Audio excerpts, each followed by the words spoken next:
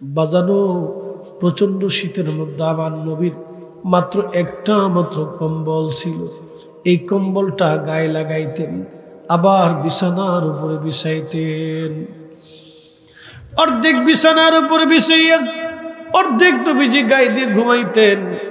আল্লাহ আল্লাহ, আর আমার আল্লাহ ডাক দিতেন, ইয়া আইয়ুহাল মুযাম্মিলু কুমিল লাইলা ইল্লা কলিলা।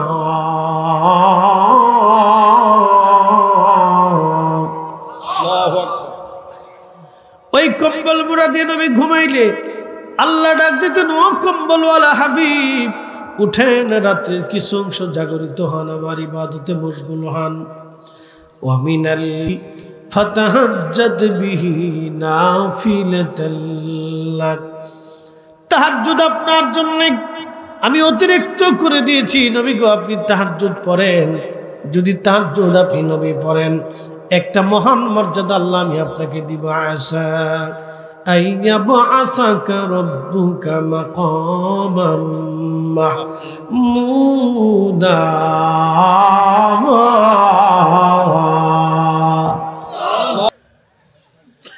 চান্দপুরের মুসলমান খুবই মনোযোগ দিয়া শুনিয়া যান। ওই কবর, আজকের মাহফিল কবরবাসীর স্মরণের মাহফিল। আহা, কত মানুষ কবরে চলে গেল আর ফিরে আসে নাই। কত মানুষ কবরে গেল আর ফিরে আসে নাই। কবর এমন একটা জায়গা, ওসমান গনি জিন্নুরাইন এই কবরের পাশে দাঁড়াইলে কাঁদতেন। শুধু কাঁদতেন না, ওনার পুরো শরীরটা থরথর থরথর করে কাঁপতে থাকত। পুরা শরীরটা থরথর থরথর করে কাঁপতে থাকত। লোকেরা বলল, হুজুর, কবর দেখলে আপনি কাঁদেন কেন, শরীর কাঁপতে থাকে কেন? আপনাকে আল্লাহর নবী কত ভালোবাসতেন। জিন্নুরাইন দুই নূরের অধিকারী বানাইল। দুইটা নূর কন্যা আপনার সঙ্গে নবীজি শাদী দিলেন। আল্লাহ রাসূল আরো বললেন, আমার যদি আরো কন্যা থাকতো আমি উসমানের সঙ্গে শাদী দিয়ে দিতাম। এতই ভদ্র এবং নম্র ছিলেন, এতই শরীফ, এতই দানশীল উসমান গনি। কবরের পাশে দাঁড়ায় থরথর করে কাঁপতে থাকতেন। উসমান গনি ডাক দিয়ে বলেন, সাহাবীরা রে, আমি আমার মাসুক নবীর জবান থেকে শুনছি এই কবর হলো প্রথম ঘাঁটি। কবরে 3টা প্রশ্ন করা হবে। কেউ যদি 3টা প্রশ্নের জবাব দিয়ে দিতে পারে, বাকি মঞ্জিলগুলি তার জন্য সহজ। আর কেউ যদি উত্তরও দিতে না পারে, বাকি মঞ্জিলগুলি তার জন্য বড় ভয়াবহ হবে। এই কবর বড় কঠিন জায়গা। চান্দপুরের মা বোনেরা শুনে যাও, কবর বড় কঠিন জায়গা। কবরে কেউ আপন নাই, কবরে কেউ আপন নাই। বলবেন, হুজুর, এই যুবকরা মাহফিল কেন দিল কবরবাসীর জন্য? আজকে একটা ঘটনা আপনাদেরকে শোনাই যে, হাসান বসরির জমানায় একজন লোক আসছে, একজন মা, তার মেয়েটা সকালবেলা মারা গেছে। জোহরের নামাজের মধ্যে তার দাফন কাফন হলো। মা জোহরের নামাজের পরে আসছে, হাসান বসরির দরবারে এসে বলেন, হুজুর, আমার মেয়েটা সকালে মারা গেছে, দাফন কাফন করছি। আল্লাহর ওলি, আমি জানতে চাই আমার মেয়েটা জান্নাতি নাকি জাহান্নামী? আল্লাহর ওলি হাসান বসরি ডাকতে বলতেছে, মারি, তোমার মেয়েটা জান্নাতি নাকি জাহান্নামী আমি কি করে বলবো? ও মা, তোমার একটা আমল দিয়ে দেই, বাড়ি চলে যাও। ওই আমলটা করলে রাত্রিবেলা স্বপ্ন যোগে আমার আল্লাহ তোমারে দেখাবে তোমার মেয়ে জান্নাতি নাকি জাহান্নামী। চন্দ্রপুরের মা বোনেরা, ওয়াজগুলি ভালো করে শুনে যাও। উপায় নাই, উপায় নাই, উপায় নাই, উপায় নাই। বড় কঠিন জায়গা কবর, বড় কঠিন জায়গা হাসর। ওই মা কান্দে আর বলে, হুজুর আমার মেয়েটাকে আমি খুব ভালোবাসি, আমার মেয়েটা কলিজার টুকরা সন্তান, আমি একটু জানতে চাই ও কি জান্নাতি না জাহান্নামী। হাসান বসরি ডাক দেয় বলল, মা রে বাড়ি চলে যান, এশার নামাজের পরে 4 রাকাত নফল নামাজ পড়বেন। 4 রাকাত নফল নামাজে সূরা ফাতিহা সূরা তাকাসুর দিয়ে পড়তে থাকবেন। আল্লাহুকুমুত তাকাসুর হাত্তা যুরতুমুল মাকাবির কাল্লা সাউফা তা'লামুন সুম্মা কাল্লা সাউফা তা'লামুন কাল্লা লাউ তা'লামুনা ইলমাল ইয়াকিন লাতরাবুন্নাল জাহিম সুম্মা লাতরাবুন্নাহা আইনাল ইয়াকিন। চাঁদপুরবাসী, কবর তো আল্লাহ দেখাবে, তুই চোখ দিয়ে আপনি কয়দিন পরেই তো দেখতে পারবেন। কবরের জন্য সামানা জোগাড় করছি কি, সুন্দর বাড়ি বানাইলাম, 60 বছরের বাড়ির মধ্যে কয়দিন থাকবো কোনো গ্যারান্টি নাই। আজকে রাত্রিবেলা ঘরের মধ্যে ঘুমাবেন, সকালবেলা ওই ঘরে ঘুম হবে, কোনো গ্যারান্টি নেই। কবরে ডাক আসতেই পারে। আপন বিল্ডিং, সুন্দর ঘর আর খাটগুলি সেই দিন পর হয়ে যাবে। সন্তানরা দ্রুত গতিতে তাড়াতাড়ি পাঠিয়ে দিলে মানুষের ইন্তেকালের 24 ঘন্টা পরে পায়খানার রাস্তা দিয়ে একটা পোকা বের হয়ে আসে, সারা শরীরের মধ্যে ছড়ায়, গন্ধ ছড়াইতে থাকে। এই গন্ধে সারা এলাকার মানুষ তাড়াতাড়ি বলবে, তাড়াতাড়ি কবরে দিয়ে দাও, গন্ধ ছড়াই গেছে, লাশ পচে গেছে। কে সেই দিন আপন, কে সেই দিন আপন আপনার, কে সেই দিন আপন? কেউ সেই দিন আপনার আমার আপন হবে না। যিনি আপন হবে তিনি আল্লাহ, যিনি আপন হবে তিনি নবী। আল্লাহ এবং নবী, আল্লাহ এবং নবী, আল্লাহ এবং নবী, এছাড়া আর কেউ আপন নাই সেই দিন। চাঁদপুরের মুসলমান, বড় কঠিন জায়গায় কবর, কেউ আপন না সেই দিন, সব পর হয়ে যাবে। আল্লাহর কোরআন বলতেছে, বান্দারে ইয়া আইয়ুহাল্লাযীনা আমানু লা তুলহিকুম আমওয়ালুকুম ওয়ালা আওলাদুকুম আন যিকরিল্লাহ। ঈমানদার, সম্পদ আর সন্তানের মোহে পড়ে আমি আল্লাহ থেকে তুমি জুদা হইও না, আমি আল্লাহ থেকে তুমি জুদা হইও না, আমি আল্লাহ থেকে তুমি জুদা হইও না। আমার দেশে অনেকেই ঘুষ খাইয়া মনে করে আমি কোটি কোটি টাকার মালিক হব। বন্ধু, ঘুষ খাও তুমি কার জন্য?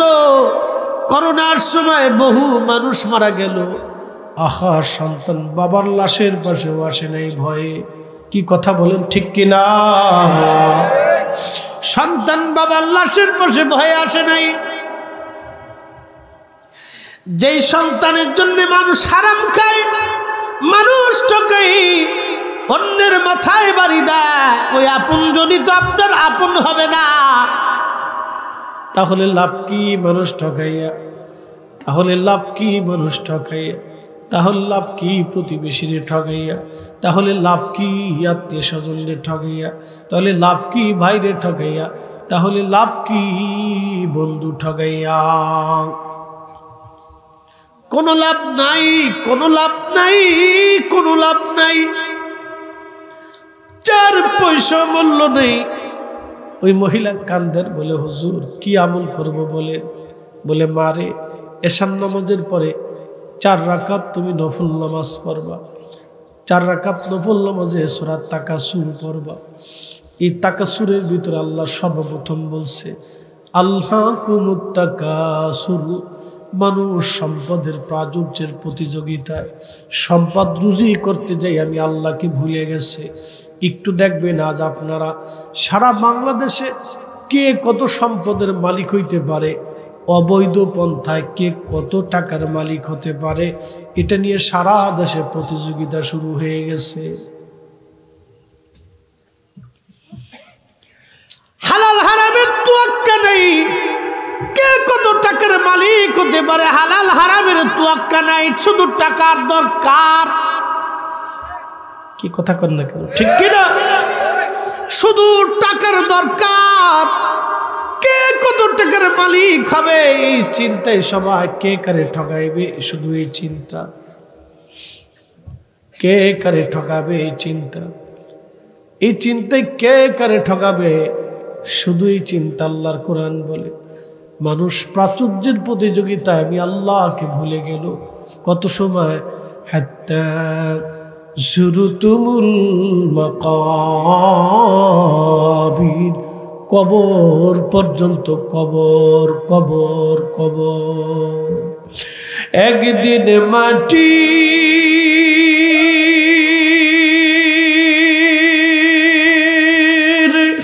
ভিতরে হবে ঘর, যে মন আমার কেন বান্ধো দালান ঘর, মন আমার কেন বান্ধো দালান ঘর।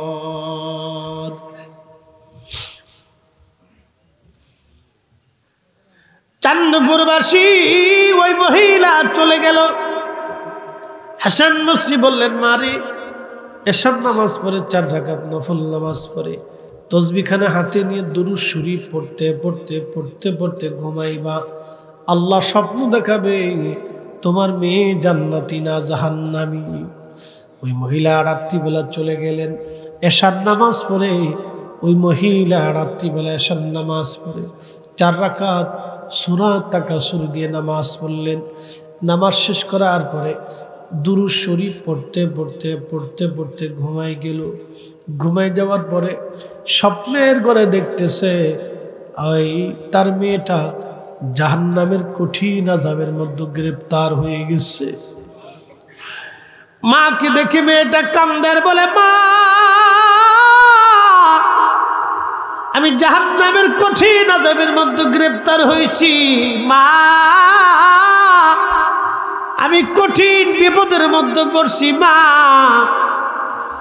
ও মা এই যন্ত্রণা সহ্য করা যায় না রে মা, আমি আযাবের মধ্যে গ্রেফতার হয়ে গেছি। ও চাঁদপুরের মা বোনেরা, ওয়াজ যারা শুনে যাচ্ছ, অনেক মহিলা আছে লিপস্টিক নষ্ট হবে বিদায় অজুই করে না, মেকআপ নষ্ট হবে বিদায় অজু করে না।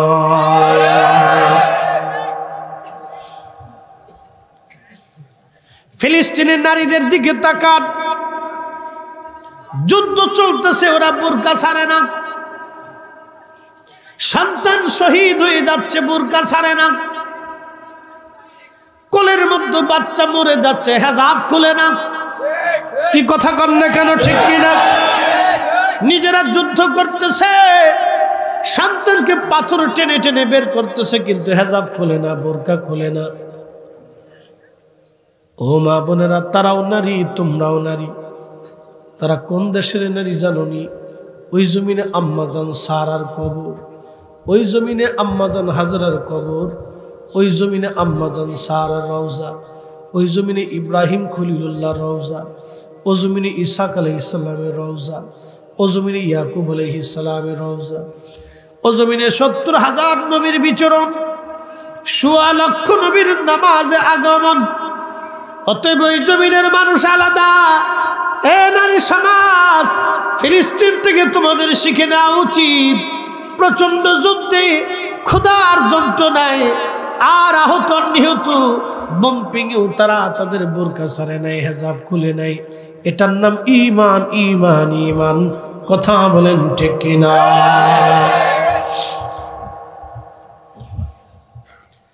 আমরাও তাদের সাথে যুদ্ধে নামতে পারি। বলে ফরিদি হুজুর, কিভাবে যুদ্ধে নামবো আমরা? ফিলিস্তিনের জন্য হামাসের মুক্তিযোদ্ধারা নিজেদের জীবন বাজি রেখে জিহাদে রত হয়ে আছে, তাদের সাথে আমরাও যুদ্ধ করতে পারি। বলে হুজুর বাংলাদেশ থেকে কি করে যুদ্ধ করব?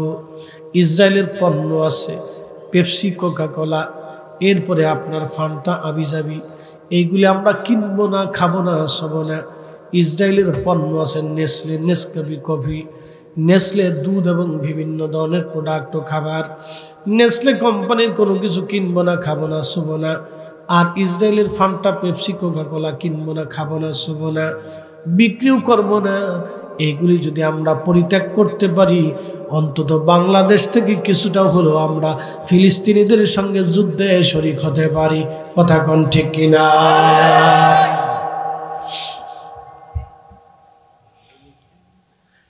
হ্যাঁ নারী সমাজ, আজ অথবা কাল কবরে চলে যাওয়া লাগবে। কবর বাঁচার কোনো রাস্তা, ফিরে থাকার কোনো সুযোগ, অর্থ দিয়ে মাপ পাওয়ার রাস্তা, কোনো সুযোগ। মেয়েটা কান্দে, মা রাত্রিবেলা স্বপ্ন দেখার পরে পাগল। কি করলে মেয়েটাই কঠিন বিপদ থেকে মুক্ত হবে? সকালবেলা ফজরের নামাজ পড়ে ওই মহিলা আবার হাসান বসরি রহমাতুল্লাহর বরগাহে আসছে। ঘটনাটা আমি লিখি নাই, লিখছেন আজ থেকে 600 বছর আগে আল্লামা ইমাম সাখাবি আল কাউলুল বাদি আমার ঘরে আছে।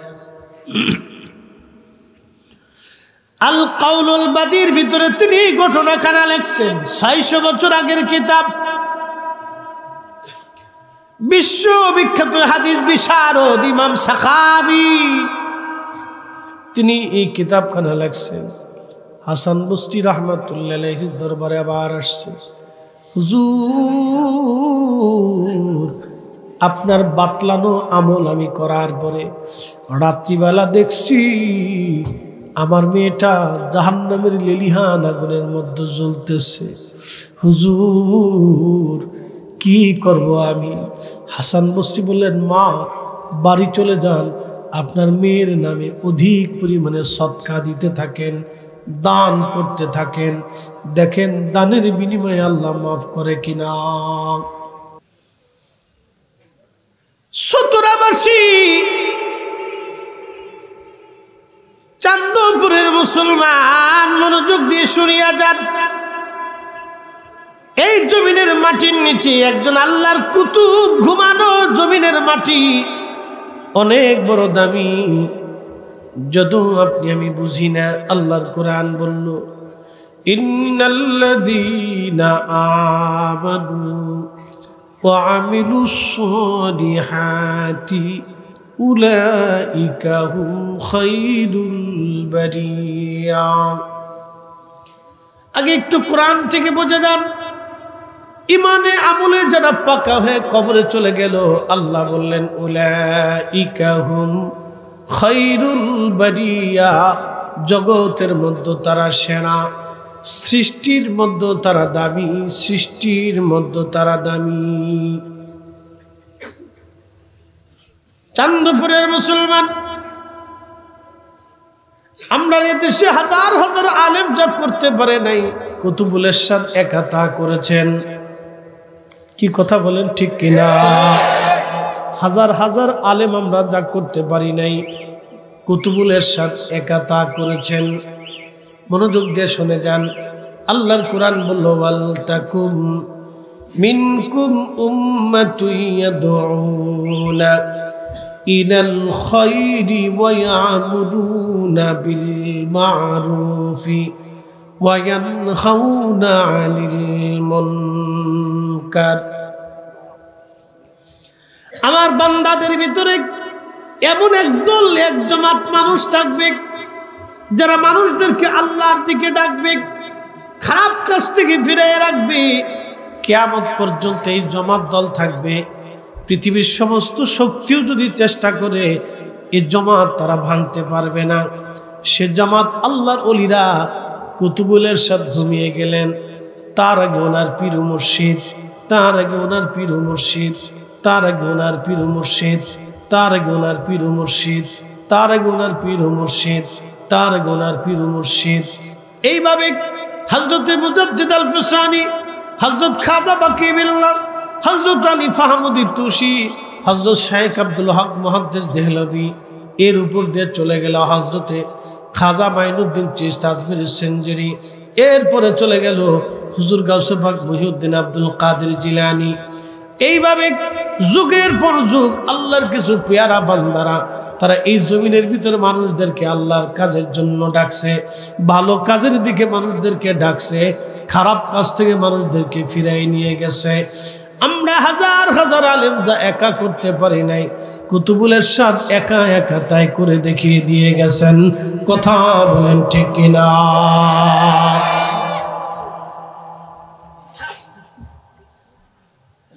কবি মনোযোগ দিয়ে শুনিয়া যান, ব্রাহ্মণবাড়িয়ার মুসলমান, চার কারণে মানুষ মানুষকে ভালোবাসে। কথা শুনে যাবেন, আজ বুঝে যাবেন। আমরা মানুষের ভালোবাসা পাওয়ার জন্য ব্যাকুল হয়ে যাই, কিন্তু ইচ্ছা করলে ভালোবাসা পাওয়া যায় না, ইচ্ছা করলে জনপ্রিয়তা হয় না। চার কারণে মানুষ মানুষকে ভালোবাসে। এক নম্বর কাজ হলো জামালিয়াত, দুই নম্বর কামালিয়াত, তিন নম্বর কারাবাত, চার নম্বরে ইহসান। এক নম্বর জামালিয়াত, দুই নম্বর কামালিয়াত, তিন নম্বর কারাবাত, চার নম্বর ইহসান। এই চারটে জিনিস আপনি জোগাড় করবেন, তাহলে পৃথিবীর মানুষ আপনাকে ভালোবাসবে। এক নম্বর জামালিয়াত, জামালিয়াত মানে সৌন্দর্য। দেখবেন ছোট্ট ছোট্ট বাচ্চারা সুন্দরও দেখা গেলে মানুষ তার আদর করে, চুমা খায়। আপনার বাড়ির গরুর বাচ্চাটাও যদি সুন্দর হয়, দেখবেন মালিক তার কোলের মধ্যে নিয়ে চুমা খায়। বিড়ালের বাচ্চাটা যদি সুন্দর হয়, মালিক তার কোলে করে নিয়ে ঘুরে ঘুরে বেড়ায়। এটার নাম জামালিয়াত। পৃথিবীর মধ্যে সবচেয়ে বেশি সুন্দর ছিলেন আদম। আদম সফিউল্লাহ পৃথিবীর মধ্যে সবচেয়ে বেশি সুন্দর, কারণ আমার আল্লাহ কুদরতি হাত দিয়ে তারে বানাইছিল। সুবহানাল্লাহ কি বলা যাবে? আদম সফিউল্লাহর অর্ধেক সৌন্দর্য পেয়েছিলেন হযরত ইউসুফ আলাইহিস সালাম। আদম সফিউল্লাহর অর্ধেক সৌন্দর্য পেয়েছিলেন হযরত ইউসুফ। আর আদম সফিউল্লাহকে আল্লাহ পরিপূর্ণ সৌন্দর্য দিয়েছিলেন। শুনে রাখবেন, মনে রাখবেন, আদম সফিউল্লাহর ঘন ঘন লম্বা লম্বা দাড়ি ছিল, কালো কিসমিসে। একটা কথা মনে রাখবেন, আজ জান্নাতের মধ্যে আল্লাহ আমাদেরকে নিয়ে যাবে।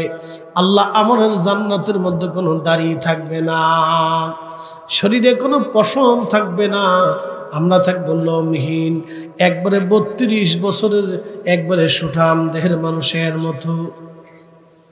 অথবা কোনো কোনো বর্ণনা আসছে 16 বছর, তবে প্রসিদ্ধ মতামত 32 বছর।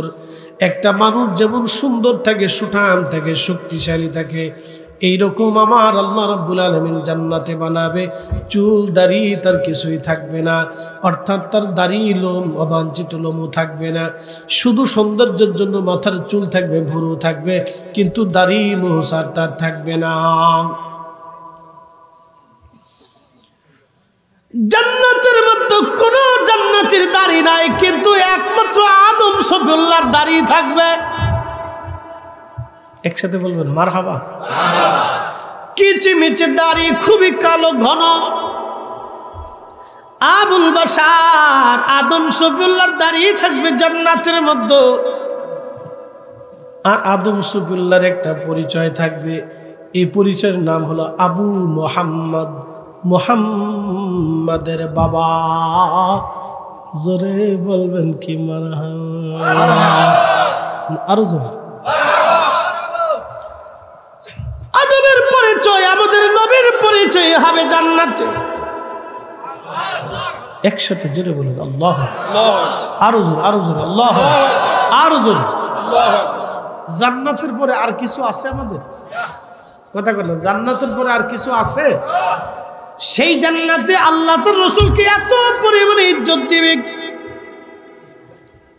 মানব জাতির বাবা আদম সফিউল্লাহর সম্মান আল্লাহ রাব্বুল আলামিন জান্নাতে বাবা আদমের দাড়ি থাকবে ঘন কালো কিসমিসে একজন ব্যক্তির দাড়ি, আর তার নাম আদম সফিউল্লাহ হবে না জান্নাতে। আদমের নাম জান্নাতে আদম হবে না, আমাদের নাম ফরিদি হবে, জহিরুল ইসলাম নামে ডাকা হবে, আব্দুল করিম নামে ডাকা হবে, আব্দুর রহিম নামে ডাকা হবে, আব্দুল সত্তার নামে ডাকা হবে, ওই আব্দুল মালিক নামে ডাকা হবে। কিন্তু জান্নাতে আদম শফিউল্লাহর নাম আদম শফিউল্লাহ হবে না, জান্নাতে একমাত্র তাকে আবু মুহাম্মদ বলে ডাকা হবে, মুহাম্মদের বাবা বলে তাকে ডাকা হবে। সেদিন আমার নবীর পরিচয় আদমের পরিচয় হবে। একবার জোরে বলা যাবে কে মারহাবা। হযরত ইউসুফ ছিলেন অনেক সুন্দর, আর সৌন্দর্যে পাগল হয়ে মিশরের নারীরা হযরত ইউসুফ আলাইহিস সালামকে দেখে, এত সুন্দর ইউসুফ আলাইহিস সালাম ছিলেন। জুলাইখা বলতেছে, ও আমার বান্ধবীরা রে, যদি ইউসুফের সৌন্দর্য তোমরা বুঝতে চাও তো সবার হাতে কমলা লেবু দিব আর একটা করে ছুরি দিব। তোমরা কমলা লেবু কাটবা আর আমি ইউসুফকে তোমাদের সামনে উপস্থাপন করব। হযরত ইউসুফ কেন হলো বান্ধবীরা কমলা লেবু কাটতে যেয়ে নিজেদের হাত আঙ্গুলগুলি কেটে ফেলে দিল, বুঝতে পারে নাই তাদের আঙ্গুল কেটে যায়। এত সুন্দর ছিলেন ইউসুফ আলাইহিস সালাম, আল্লাহ তার সৌন্দর্য দিয়েছিলেন। সৌন্দর্যে পৃথিবীর মানুষ ইউসুফের দিকে তাকায় মোহিত হতো, এমনও বর্ণনা আসছে। আল্লাহ তার এত সুন্দর করে বানাইছিলেন, মিশরের মানুষ দুর্ভিক্ষের মধ্যে পড়ে গেল। হাজার হাজার মানুষ রাজপ্রাসাদের সামনে এসে দাঁড়ায় বলে, ইউসুফ খাবার দে, ইউসুফ খাবার দে। হযরত ইউসুফ আলাইহিস সালাম সিজদায় পড়ে যায়, বলেন, আল্লাহ এখন আমি কি করে এত মানুষ সামাল দিব রব। আল্লাহ জিব্রাইলকে পাঠিয়ে দিয়ে বলেন, ভাই জিব্রাইল তাড়াতাড়ি যাও, আমার ইউসুফ সবসময় নেকাব পরে থাকে। মুখের মধ্যে ইউসুফ আলাইহিস সালাম নেকাব পরে থাকতেন, অর্থাৎ উনি এতই সুন্দর ছিলেন যে মানুষ ওনাকে দেখতো, দেখতে চায়ে থাকতো। মুখে সবসময় নেকাব পরে ইউসুফ চলতেন। জিব্রাইল এসে বললেন, হুজুর বিরাট বড় মানব সমাজের সামনে আপনি আপনার মুখের নেকাব খুলে দেন। মুখের নেকাব খুলে দেওয়ার পরে সব মানুষ আসছিল খাবার নেওয়ার জন্য, কিন্তু আল্লাহর পয়গম্বরকে দেখার সঙ্গে সঙ্গে সব মানুষেরা ক্ষুধার কথা ভুলে গেল, গমের কথা ভুলে গেল, ইউসুফের চেহারার দিকে তারা তাকায় রইল। চিৎকার মেরে বলেন সুবহানাল্লাহ। এটার নাম জামানিয়াত। এই কারণে মানুষ মানুষকে ভালোবাসে। আম্মা জান আয়েশাকে জিজ্ঞেস করা হলো, মা জননী নবী কত সুন্দর। আম্মা জান আয়েশা ডেকে বললেন, দুনিয়ার মানুষ যারা ইউসুফ দেখে হাত কেটে ফেলেছিল, ওরা যদি ইউসুফের জায়গায় আমার নবীকে দেখতো, শুধু হাত না, হাত কেটে কেটে কেটে কেটে কলিজা কেটে ফেলতো। ওরা বুঝতেই পারতো না ওদের কলিজা কেটে যায়। জোরে বলা যাবে কি আল্লাহু আকবার। নবী কত সুন্দর। এজন্য আমার নবীর দিকে তাকিয়ে কত কুফাররা কাফেররা কালেমা পড়ে মুসলমান হইছে। একটা বাক্য বলতো যে এই সুন্দর মানুষটা মিথ্যা বলতে পারে না, ভুল বলতে পারে না। আপনি একটু চিন্তা করেন, আল্লাহ রসুল এত সুন্দর ছিলেন, এতই চমৎকার ছিলেন, এতই সৌন্দর্য আল্লাহ তাকে দিয়েছিলেন, তারপরেও আল্লাহ রসুল মেসাক করতেন। নবীজির মুখে কিন্তু কোনো দুর্গন্ধ ছিল না। আপনি এটা মনে করেন না যে আল্লাহ নবীর মুখে দুর্গন্ধ, এই জন্য মেসাক করতেন। প্রিয় নবীজির শরীরে কখনো দুর্গন্ধ আসতো না, সেই জন্য নবী গোসল করতেন, তা কিন্তু না। নবীজির শরীরে কখনো দুর্গন্ধ হইতো না, ঘামে কোনো দুর্গন্ধ ছিল না আল্লাহ রসুলের। রসুল কারীমের পবিত্র ঘাম থেকে মিশকের ঘ্রাণ আসতো, এমনকি পেশাব থেকে ঘ্রাণ আসছে, পেশাব থেকে। এটা পৃথিবীতে বিরল। এটা পৃথিবীতে বিরল। অনলি 1%। রসুলের সাথে কোনো তুলনা নাই। যারা তুলনা দিবে সবকটাই আকলহীন, বিয়াক্কের কথা কোন ঠিক কিনা? ওগুলোর আকল নাই। এগুলোর আকলের মধ্যে কুত্তায় পেশাব করে দিচ্ছে। খুব মনোযোগ দিয়ে, আল্লাহ রসুলের খাদেম ছিলেন হযরত আনাস।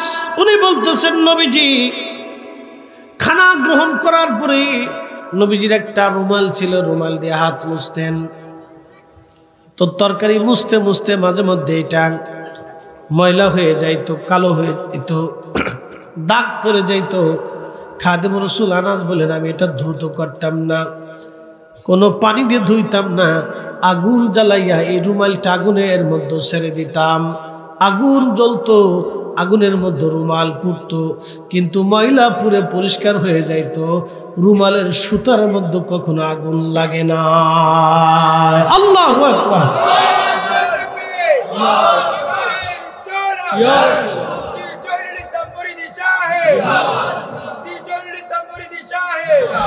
আমার নবীর সোয়ায়ে রুমাল আগুনে লাগে না, নবীর সোয়ায়ে রুমাল আগুনে লাগে না, নবীর সোয়ায়ে রুমাল আগুনে লাগে না। নবীর প্রেমে, নবীর প্রেমে, নবীর প্রেমে, নবীর গোলামি করে করে এই কুতুবুল ইরশাদের মতো কেউ যদি তার দেহ আর জীবন পুড়াইয়া দেয়, তার দেহ যদি রসুলের ইশকে জ্বালায় দেয়, মাটি তারে ছায় না, আগুন তারে পোড়ায় না। কথা কোন ঠিক না বেঠে? ও মুসলমান, বুঝে যাবেন, 2 নম্বর নাম হচ্ছে কামালিয়াত। কামালিয়াত কি? একজন যখন আল্লাহ ওয়ালা হয়, দুনিয়ার মানুষ তারে ভালোবাসে। ওরা যতই বেদাতের ফতোয়া দিক, যতই শিরিকের মাসালা দিক, এই জমিনের মানুষ আল্লাহর ওলিদের কাছে যাবেই। কি কথা কোন ঠিক কিনা? কারণ ওলিরা কামিল আল্লাহ ওয়ালা, আল্লাহকে খুশি করে করে তারা কবরে চলে গেল। সুতরাং মুসলমান ভালো করে শুনে যাবেন, আল্লাহর জমিন থেকে আমরা সবাই কবরে চলে যাব। কি নিয়ে যাব? হাসরের মাঠে আমাদেরকে দাঁড়াইতে হবে আল্লাহর সামনে। আমরা কেউ দুনিয়া থেকে বাঁচতে পারবো না। পৃথিবীতে সব রোগের ওষুধ আবিষ্কার হতে পারে, কিন্তু মরণ রোগের কোনো ওষুধ নাই। মরণ রোগের কোনো ওষুধ নাই। পৃথিবীর সবচেয়ে বড় বড় ডাক্তাররা মৃত্যুর কাছে তারা পরাজিত। পৃথিবীর সবচেয়ে বড় বড় সেনাধ্যক্ষরা মরণের কাছে তারা পরাজিত। পৃথিবীর সবচেয়ে বড় বড় প্রেসিডেন্টরা মরণের কাছে তারা পরাজিত। পৃথিবীর সবচেয়ে বড় বড় ধনাঢ্য এবং রাজ মহারাজারা মরণের কাছে পরাজিত। আমরাও একদিন মরণের কাছে পরাজিত হব। কুল্লু নফস, এমন কোন জীবন নাই, যায়িকাতুল মউত, মরণের স্বাদ আস্বাদন না করবে, এমন কোন জীবন নাই যে জীবনের মরণ না হবে। আপনার ডানের গাছ আম গাছ মারা গেল, বাম পাশের কাঁঠাল গাছ মারা গেল, ওই পাশের মেহগুনি গাছ মারা গেল, ঘরের বিড়ালটা মারা গেল, বাড়ির কুত্তাটা মারা গেল, আর ওই আপনার গোয়াল ঘরের গরুটা মারা গেল। এইভাবে সব মরে যাবে একদিন, কিচ্ছুই থাকবে না। কি নিয়ে যাব কবর দেশে? এই চিন্তা করে করে আল্লাহর ওলিরা সারা জীবন পার করে তারা কামালিয়াত হাসিল করছে। পৃথিবীর মধ্যে যত ওলিরা ঘুমাইছে, সারা রাত্র ওলিরা ঘুমায় নাই। সতরার হুজুর কেবলা সারা রাত্র ঘুমান নাই, সারা রাত্র আল্লাহর ইবাদতে কাটাই দিয়ে গেছে। কথা বলেন ঠিক কিনা? সারা রাত্র ঘুমান নাই, সারা রাত্র ঘুমান নাই, সারা রাত্র ঘুমান নাই। কারণ কি? একটা মাত্র কারণ, ওই মালিক আমারে পাঠাইছে, ওই মালিকরে খুশি করব আমি। আল্লাহকে খুশি করার জন্য তারা দুনিয়াতে কষ্ট করে গেল। একটু চিন্তা করেন, নবীর দরবারে কত সাহাবী ছিল। আল্লাহর নবী নিজে ছিলেন। রসুল যদি বলতেন, রব আল্লাহ জান্নাত থেকে আমার জন্য খাবার পাঠান, জান্নাত থেকে খাবার আসতো। কিন্তু না, নবীজি জান্নাত থেকে খাবার নেন নাই।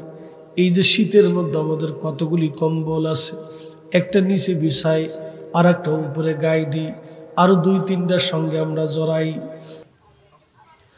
অথচ একসময় মুসলমানদের সামনে স্বর্ণের দোকান খুলে রেখে গেল, মুসলমান হাত দিয়ে ধরে নেয়। আমানতের ডর, আমানতের ভয়। এখন মসজিদের টাকা এই দেশের মুসলমান চুরি করে খায়। এই কথা কন না কেন, ঠিক কিনা? মসজিদের টাকা চুরি করে খায় দেশের মুসলমান। হায় হায়, কি করে আমি ওয়াজ শোনাবো? কোন ভাষায় বললে যে আপনি বুঝবেন আমি জানি না। বাবা মুসলমান, সতুরারবাসী মুসলমান, আল্লাহর ওলির দেশের মানুষ আপনারা। কত বড় ওলি আমি আপনাকে ভাষায় প্রকাশ করে বুঝাইতে পারবো না। বাজানো আল্লাহ যারে মঞ্জুর করেছেন, আল্লাহ যারে কবুল করেছেন, কুতুবুল ইরশাদ। কুতুব পেয়েছেন আপনারা, একসাথে বলবেন কি আল্লাহু আকবার। নসিব করে পেয়েছেন, নসিব। এই কুতুব পাওয়াতে কি লাভ হয়েছে বলতেছি। হাসান বসরি রাত্রিবেলা ঘুমায়, স্বপ্নের করে দেখতেছেন জান্নাতের ভিতরে একটা সুন্দরী মেয়ে যুবতী ঘোরাফেরা করে। আল্লাহর ওলি হাসান বসরি রাহিমাহুল্লাহ জিজ্ঞেস করলেন, মা রে, কে তুমি? জান্নাতের মধ্যে এই সুন্দর জান্নাতে তুমি ঘোরাফেরা করো, কি করে মা তুমি জান্নাত পাইলা বলবানি? মেয়েটা ডাক দে বলল, হুজুর আপনি কি আমাকে চিনেন নাই? আমি সেই মেয়েটা, যেই মেয়েটার ব্যাপারে আমার মা আপনার কাছে গিয়েছিল আমাকে দেখার জন্য, আমি জান্নাতি নাকি জাহান্নামী জানার জন্য। হাসান বসরি রাহমাতুল্লাহ আলাইহি বললেন, মারে জান্নাত তুমি কেমনে পাইলা বলবা কি? মেয়েটা ডাক দিয়ে বলল, হুজুর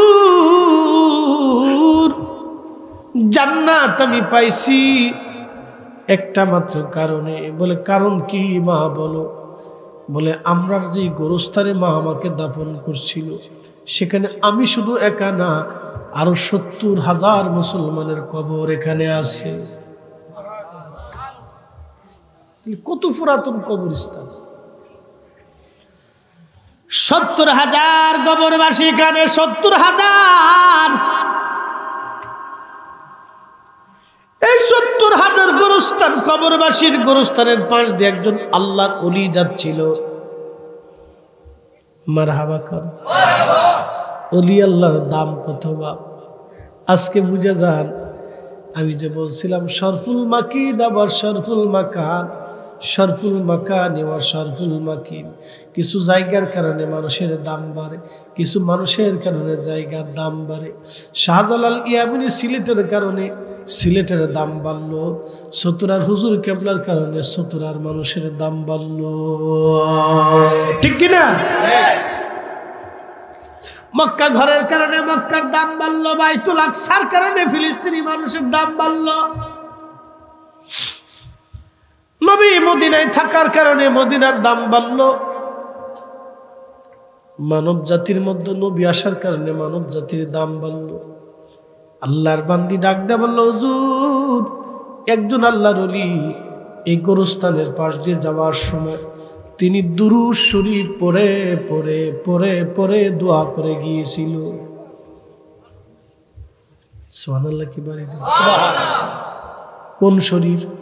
দুরূদ শরীফ। জোরে বলেন, কোন শরীফ? আমরা মিলাদ শরীফে কি পড়ি? দুরূদ শরীফ। মিলাদ শরীফে দুরূদ শরীফ পড়ি। বন্ধ করতে চায় কারা? যারা বন্ধ করতে চায় ওরা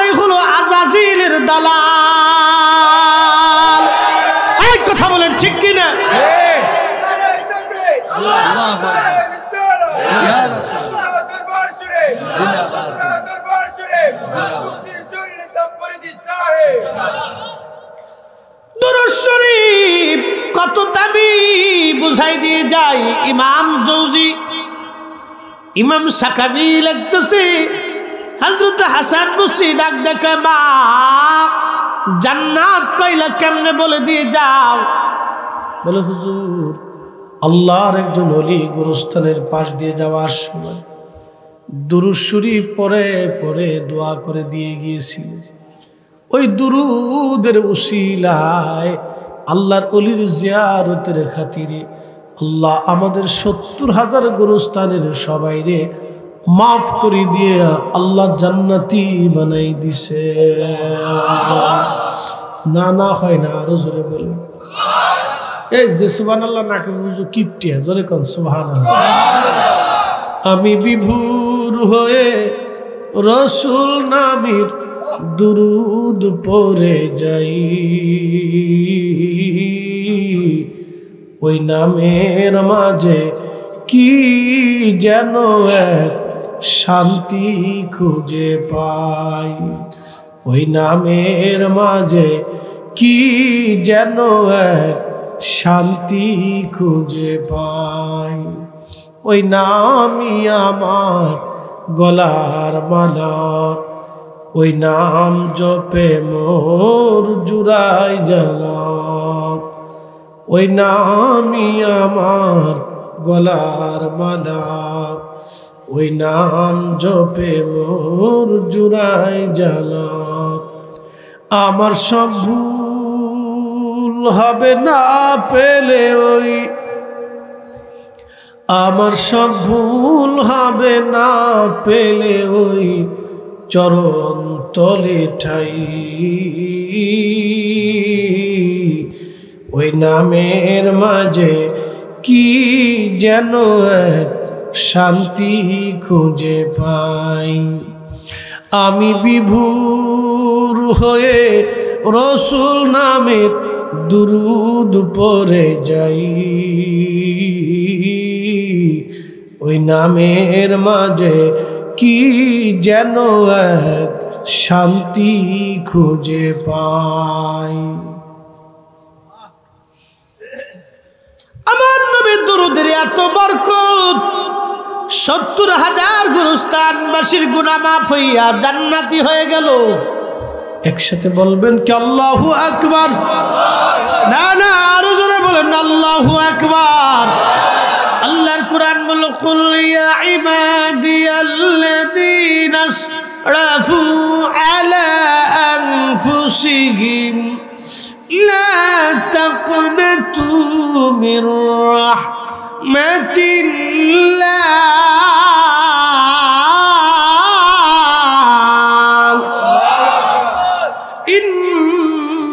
ইন্নাল্লাহা ইয়াগফিরু যুনুবা জামিআ।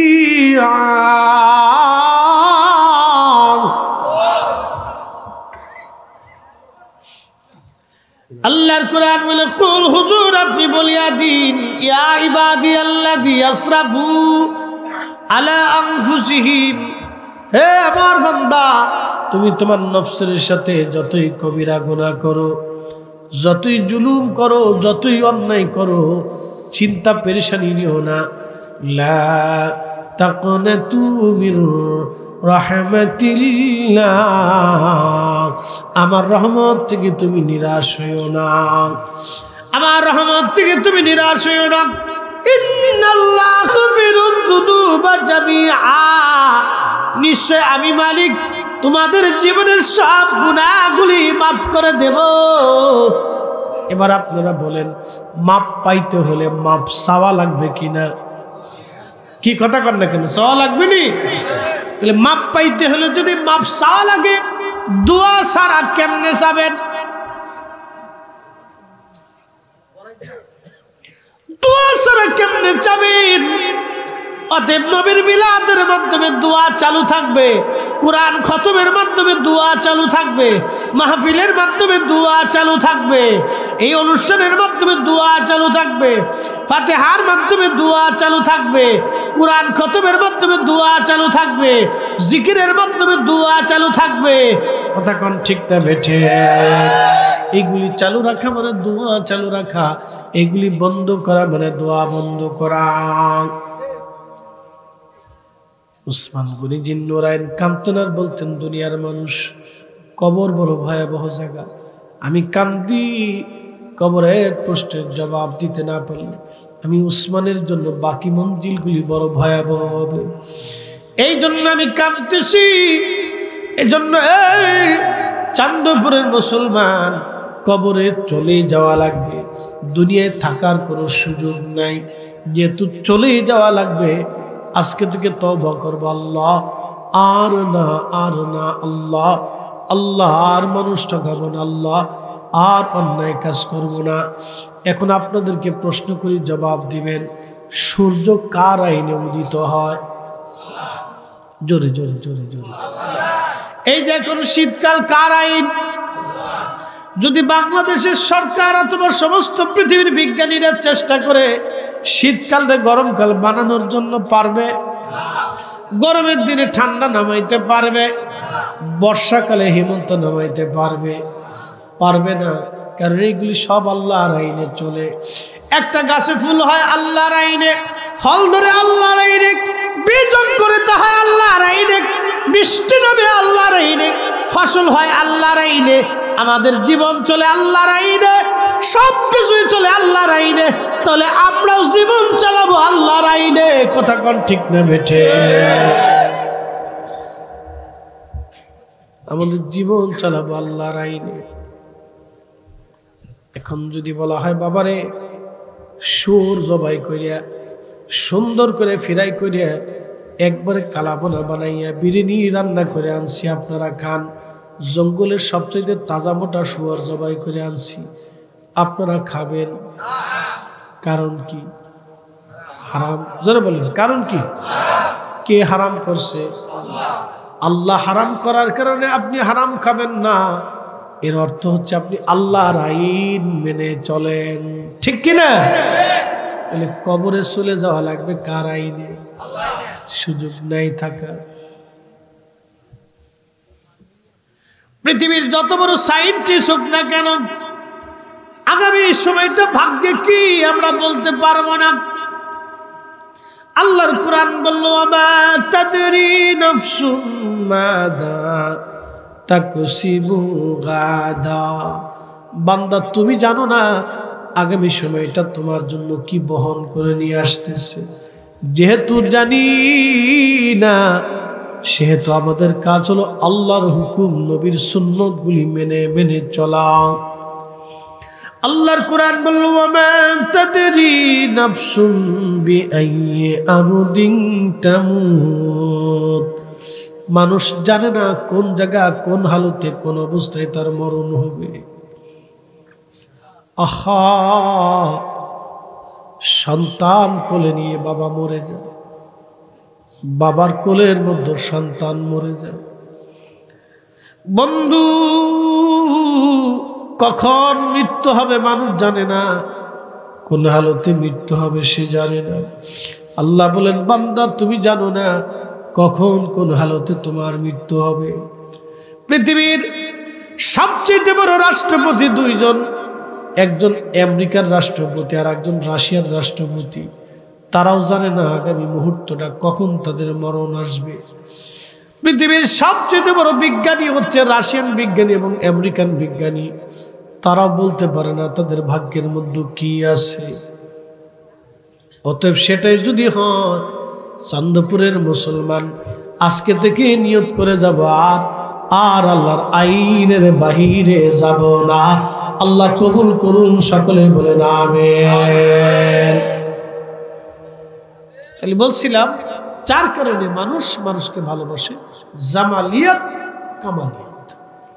এই কামালিয়াত আপনাকে অর্জন করতে হলে কি করতে হবে? আল্লাহর পথে আপনাকে নিজেকে নিয়োজিত করতে হবে। এরপরের নাম কারাবাত, তারপরের নাম ইহসান। চারটে কথা বলে শেষ করে দিচ্ছি। এরপরেরটার নাম হচ্ছে কারাবাত। কারাবাত মানে নৈকট্য, সহবত।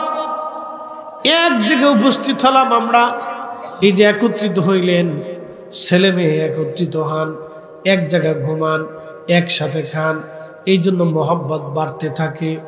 বন্ধু বন্ধু এক জায়গা হলে মোহাব্বত বাড়তে থাকে, আত্মীয় স্বজন এক জায়গা হলে মোহাব্বত বাড়তে থাকে। এই জন্য আল্লাহ রসুল বলেন, আমার উম্মতেরা তোমরা যখন খানা খাও তখন সন্তানদেরকে সাথে নিয়ে খাইতে বসো, ফ্যামিলির সবাই নিয়ে খাইতে বসা। এটার নাম কারাবাত, তার নাম পরেরটার নাম এহসান। এহসান মানে দয়া। মান লাম ইয়ারহামিন নাস ওয়া মান লাম ইয়ারহামিল্লাহ, যে মানুষকে দয়া করে না আল্লাহ তাকে দয়া করে না। পরেরটার নাম হলো দয়া। দয়া দয়া, এহসান এহসান এহসান, দয়া। কিন্তু আমরা তো দয়া করতে ভুলে গেছি, দয়া মায়া আমাদের কমে গেছে, দয়া ভুলে গেছি। প্রতিটা নারী কাস্টমারের জন্য দাঁড়ায় রইছে। এমন সময় এক কুত্তা জিহ্বা বের করে হাঁপায় হাঁপায় আসে। আল্লাহর নবী সহিহ বুখারীর মধ্যে বলতেছেন, ওই প্রতিটা নারী পায়ের মোজা খুলে কুয়ার ভিতর থেকে পানি উঠাইয়া কুকুরকে পানি পান করানোর জন্য আমার আল্লাহ ওই প্রতিটা নারীর সারা জীবনের জেনার গুনাহকে মাফ করে দিয়ে আমার আল্লাহ ওই প্রতিটা নারীরে কুত্তারে পানি পান করানোর জন্য আমার আল্লাহ তারে জান্নাতি বানাই দিয়েছে, শুধু এহসানের কারণে, দয়ার কারণে। আস্তে হয়ে গেল না? জোরে বলবেন না সুবহানাল্লাহ। এটার নাম দয়া। যে দয়া করে না সে দয়া পায় না, যে দয়া করে না সে দয়া পায় না। আল্লাহ রসুল হুজুরে করিম বলতেছেন, কিয়ামতের মাঠে আল্লাহ ডাক দেবে, বান্দা আমি ক্ষুধার্ত ছিলাম, তুমি আমার খাবার দাও নাই। আল্লাহ পাক ডাক দিয়ে বলবে, বান্দা আমি ক্ষুধার্ত ছিলাম, তুমি আমার খাবার দাও নাই। বান্দা বলবে, আল্লাহ বলো কি তুমি না রব্বুল আলামিন, তুমি না রব, তুমি কি করে ক্ষুধার্ত হও? আল্লাহ রাব্বুল আলামিন ডাক দিয়ে বলবে, আল্লাহ রাব্বুল আলামিন ডাক দিয়ে বলবে, বান্দারে তোমার প্রতিবেশী একজন ক্ষুধার্ত ছিল, তুমি যদি তারে খাবার দিতা আমি আল্লাহর খাবার খাওয়া হয়ে যাইতো। চিৎকার মেরে বলেন না সুবহানাল্লাহ। না না, আরো জোরে, আরো জোরে, আরো জোরে, জোরে জোরে জোরে চিৎকার মেরে বলে আল্লাহু আকবার। এই সুন্নত আমরা ভুলে গেছি, এই সুন্নতের কথা মনেই নেই। খালি বীরে মাথায় দিয়ে রাস্তায় হাঁটলি মনে করি বিরাট বড় স্বভাব। আমরা পোশাক সুন্দর করে রাস্তায় হাঁটতেছি, মনে করছি বিরাট বড় স্বভাব। বিরাট বড় পাগড়ি বাঁধে রাস্তায় হাঁটতেছি, মনে করতেছি বিরাট বড় স্বভাব। মক্কা মদিনা 2-3 বার ঘুরে আসতেছে বছরে, মনে করতেছে বিরাট বড় সওয়াব। কিন্তু প্রতিবেশী ক্ষুধার্ত, আত্মীয় না খাওয়া, 1000 বছর ইবাদত হবে, কাজ হবে না। শুনে যান, আজকে আমরা মনে করছি বিরাট বড় জুব্বা গায়ে দিয়ে হাঁটতেছি, বিরাট বড় সওয়াব। 5 ওয়াক্ত মসজিদে জমাতে যাচ্ছি, বিরাট বড় সওয়াব। কিন্তু প্রতিবেশী ক্ষুধার্ত, না খেয়ে রাত্রিবেলা ঘুমাইছে। আপনি রাত্রিবেলা পেট পুড়ে খেয়ে ঘুমাইলেন, প্রতিবেশী ক্ষুধার্ত ঘুমাইলো। সারা রাত্র যদি নামাজ পড়েন, আল্লাহর কসম করে বলে ওই নামাজে জান্নাত মিলবে না, মিলবে না। সে মুসলমান হতেই পারে। প্রতিবেশীর হয় আবুদুল্লাহ ওয়ালা তুশরিকু বিহি শাইয়্যা ওয়া বিল ওয়ালিদাইনি ইহসানা ওয়া বিজিল কুরবা ওয়াল ইয়াতামা ওয়াল মাসাকিন ওয়া ইবনিস সাবিল। আল্লাহ বলেন, মিসকিন, এতিম, প্রতিবেশী, আত্মীয় স্বজন যারা অভাবী, তাদেরকে খাদ্য দাও, খাবার দাও, খাবার দাও, খাবার দাও। খোঁজ খবর নাও, আর তাদেরকে তোমরা তোমাদের পক্ষ থেকে উপঠৌকন পাঠাও। এটা ভুলে গেছে আমরা। আল্লাহর নবীর সারা জীবনের সুন্নত ছিল ঘুরিয়ে ঘুরিয়ে ঘুরিয়ে ঘুরিয়ে প্রতিবেশীদের কাছে খোঁজ খবর নিতে, কার কি অবস্থা আছে। এটা আমরা ভুলে গেছি। আমরা মনে করছি তসবিয়া তিলিয়ে সুবহানাল্লাহ জিকির জুকলি বিরাট সওয়াব।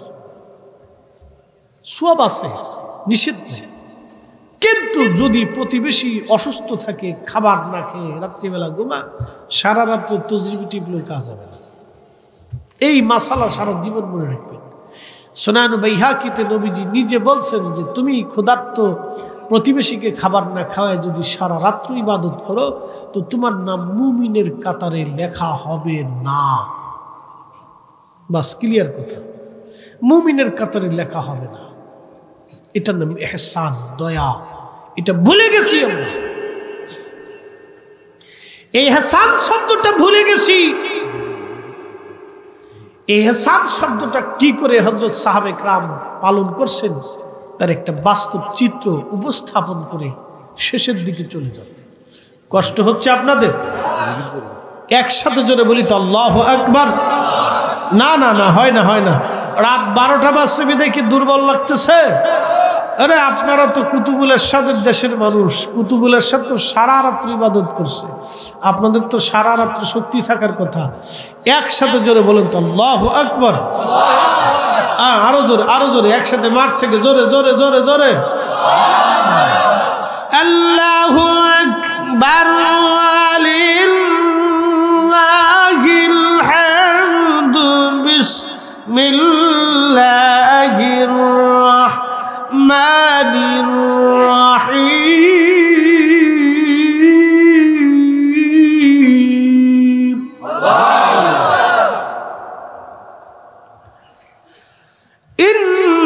ইন্নাল্লাহা ইয়া'মুরু বিল আদলি ওয়াল ইহসান।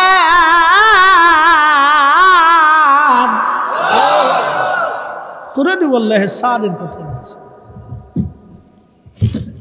ন্যায় করবে, ন্যায়ের সাথে ইহসান ন্যায় করবে, ন্যায়ের সাথে ইহসান করবে। হযরত আলী রাদিয়াল্লাহু আনহু শহীদ হয়ে গেলেন। কে ওনাকে শহীদ করলো? যিনি শহীদ করলেন তার নাম আব্দুর রহমান মুলজিম খারিজি। কপালে তার সেজদার চিহ্ন ছিল, লম্বা চওড়া তার দাড়ি ছিল। হযরত আলীকে শহীদ করলেন, অর্থাৎ ছুরির আঘাত করলেন এই কর্ণের গোড়া দিয়ে। মাথায় অত্যন্ত কয়েকটা ক্ষত হলো, প্রত্যেক দিন রক্ত পড়তে লাগলো, তার রক্ত বন্ধ করা যাচ্ছিল না। রক্তক্ষরণে হযরত আলী 3 দিন পর্যন্ত অসুস্থ আহত ছিলেন। ওই 3 দিন পরে আমিরুল মুমিনিন খলিফাতুল মুসলিমিন আলী কারামাল্লাহু ওয়াজহু রাদিয়াল্লাহু আনহু তিনি শহীদ হয়ে গেলেন। সকালবেলা ফজরের নামাজের পর ওনার জানাজা হলো। ওনার লাশ মোবারক নিয়ে ইরাকের কুফা সেন্ট্রাল মসজিদ থেকে গোরস্তানের দিকে নিয়ে যাওয়া হচ্ছে। এমন সময় এক খ্রিস্টান অন্ধ মেয়ে দৌড়ায় আসছে। খ্রিস্টানদের মেয়ে অন্ধ, চোখে দেখে না। এই মেয়েটা দৌড়ায় আসছে। মেয়েটা এসে মসজিদে কুফার পাশে দাঁড়ায় কান্দার বলে, মুসলমান তোমরা বলো আমার খলিফা আলী দুনিয়াতে আছে না মারা গেছে? লোকেরা বলতেছে, হো নারী, খলিফা তো মারা গেছে, খলিফা দুনিয়াতে জিন্দা নাই। ওই অন্ধ খ্রিস্টান মেয়েটা কাঁদতেছিল আর বলতেছিল, হ্যাঁ আমি বুঝতে পারছি আমার খলিফা আজ দুনিয়ায় নাই। মুসলমানরা জিজ্ঞেস করলো, খ্রিস্টান নারী অন্ধ, তুমি খলিফা দিয়ে কি করবা বলো? খলিফা তোমার প্রয়োজন কি? খলিফা ইন্তেকাল করেছেন, শহীদ হয়েছেন, তাকে জানাজা নামাজ পড়ে আমরা কাফন দাফনের ব্যবস্থা করতেছি।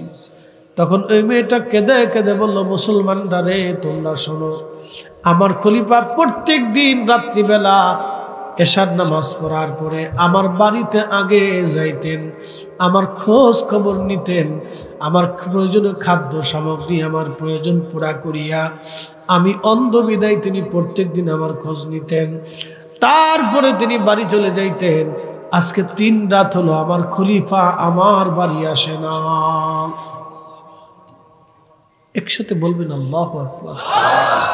এটার নাম ইহসান, এটার নাম ইহসান। ইন্নাল্লাহা ইয়ামুরু বিল আদলি, ন্যায় করবা, অন্যায় করবা না। বিল আদলি ওয়াল ইহসান, ন্যায় করার সাথে সাথে তোমরা দয়া করবা। একজন খ্রিস্টান নারী সে কাঁদতেছে বলে খলিফা প্রত্যেক রাত্রিবেলা আমার খোঁজ নিয়ে তারপরে বাড়ি যাইতেন, আজকে 3 রাত আমার খোঁজ নেই না। বুঝতে পারছি খলিফা দুনিয়াতে নাই। একজন খ্রিস্টান অন্ধ মেয়ের ঘরে হযরত আলী খাবার পাঠাইতেন। আপনি কল্পনা করতে পারবেন ইসলাম এটা কত চমৎকার জীবন ব্যবস্থা। The complete code of life, এমন একটা জীবন ব্যবস্থা সবাই সন্তুষ্ট থাকবে, কি মুসলিম, কি হিন্দু, কি খ্রিস্টান, কি বৌদ্ধ, কি নাসারা, কি শিখ, কি ইয়াহুদ, সব ধর্মের মানুষ যেই ধর্মের কাছে নিরাপদ, সব ধর্মের মানুষ যে আইনের কাছে নিরাপদ, সে আইনের নাম ইসলামিক আইন, সে ধর্মের নাম ইসলাম, সে বিধানের নাম আল ইসলাম, সে চরিত্রের নাম নবীর সুন্নাহ। কথা কোন ঠিক না বেঠি? সব মানুষ নিরাপদ এখানে। মুসলমানরা কাঁদতেছে, আহা খলিফা এক অন্ধ নারীর ঘরেও খাবার প্রত্যেক দিন পৌঁছাইছে, তাও খ্রিস্টান।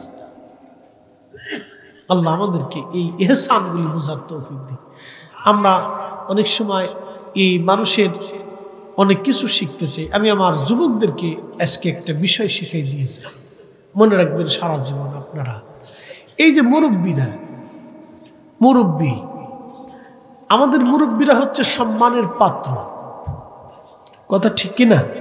তার ইজ্জতের পাত্র। আমি আমার কলিজার টুকরা যুবক ভাইদের প্রতি আমার 2টি নসিহত থাকবে। শোনেন, রাস্তাঘাটে পথে ঘাটে যখন মুরব্বী দেখবেন, রিক্সাওয়ালা হোক, দিন মজুর হোক, অথবা অভাবী হোক, শ্রমিক হোক, সে কিন্তু মুরব্বী। সে কিন্তু মুরব্বী। সে কারো না বাবা, কারো না দাদা, বয়সের ভারে আশ্চর্য হয়েছে, অনেক বয়স তার হয়ে গেছে। আপনি তাকে সম্মান করবেন। সে যেই হোক, শিক্ষিত আর অশিক্ষিত, মুরব্বী সে যেই হোক, রিক্সাওয়ালা আর দিন মজুর আর শ্রমিক, সে যদি মুরব্বী হয় আপনি তাকে সম্মান করবেন। মনে রাখবেন, একজন ব্যক্তি হায়ার এডুকেটেড পারসন কিন্তু ঘুষ খাইয়া, হারাম খাইয়া, মানুষের ক্ষতি করিয়া কোটি কোটি টাকার মালিক হয়েছে, তার দাম আল্লাহর দরবারে 4 পয়সাও মূল্য নাই। কিন্তু একজন মুরব্বী, রিক্সাওয়ালা, দিনহীন শ্রমিক, সারাদিন পরিশ্রম করে 500 টাকা রুজি করে হালাল খেয়ে যে বেটা রাত্রিবেলা ঘুমায়, তার দাম আল্লাহর কাছে কোটি গুণ বেশি। কি কথা কন ঠিক না বেটি? কোটি গুণ বেশি। এই বেটার 1 টাকা দান আর ও বেটার 1000 কোটি টাকা দানের সমান হবে না। এই কথা মনে রাখবেন। অতএব আপনারা তাদেরকে সম্মান করবেন, মর্যাদার চোখে দেখবেন।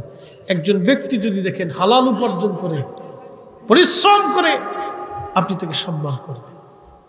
অনেক মুরব্বীরা দেখবেন দোকানপাটে বসে থাকে, ছেলে মেয়েরা গরিব, অভাবের মধ্যে পড়ে গেছে, ভালো মন্দ খাইতে মন চায়, কিন্তু ছেলে তাকে দিতে পারে না, বা দরিদ্রতার কারণে সে নিজেও কিনতে পারে না। আপনাদের হাতে পকেটে পয়সা থাকলে মুরব্বীকে একটু নাস্তা করাবেন। আপনার জন্য এমন খুশি হয়ে একটা দোয়া করবে, আল্লাহি বিল্লাহি তাল্লাহি, আপনার রিজিকে কোনোদিন আল্লাহ কমতি দেবে না। শোনেন, এগুলি ভালো কাজ, এগুলি ভালো কাজ, ভালো কাজ। এমন কিছু ভালো কাজ আমাদের করা উচিত যেগুলি স্মরণীয় হয়ে থাকে, যেগুলির থেকে আল্লাহ সন্তুষ্ট হয়, এগুলি আপনারা করবেন। আল্লাহ আমাদের প্রত্যেকেরই ভালো কাজ করার তৌফিক দিক বলে না।